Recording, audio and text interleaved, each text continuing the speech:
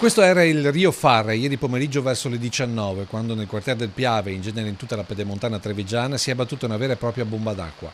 Colpite in particolare diverse abitazioni di Farra di Soligo, da dove arrivano le immagini girate dall'assessore Mattia Perencin, subito in azione con la protezione civile e gli alpini della zona.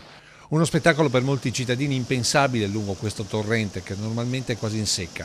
Una massa d'acqua e di detriti che hanno invaso negozi e scantinati in centro al paese, ma anche in Borgo Grotta e in via dei Cavai. Ma il maltempo ha colpito anche la frazione di Soligo, in particolare le strade che portano a Collagù. Nelle foto le condizioni dell'accesso al colle da sud, con la strada chiusa per lo smottamento. Chiusura della strada anche da nord, in questo caso la furia delle acque ha portato via in più punti la parte sottostante della carreggiabile, lasciando in sospensione solo la soletta di cemento. Per tutta la serata di ieri e sin dalle prime luci dell'alba di oggi si sono protratti gli interventi e i sopralluoghi da parte dell'amministrazione comunale per la quantificazione dei danni. Limitati quelli sulle rive del Prosecco con piccoli smottamenti. Infine brutta avventura per dei giovani che durante il nubifragio stavano percorrendo lo stradone da Farra verso Sernaglia. La potenza dell'acqua in discesa verso il bacino di laminazione ha fatto pattinare la loro auto, portandola di peso fuori strada e dentro un fosso.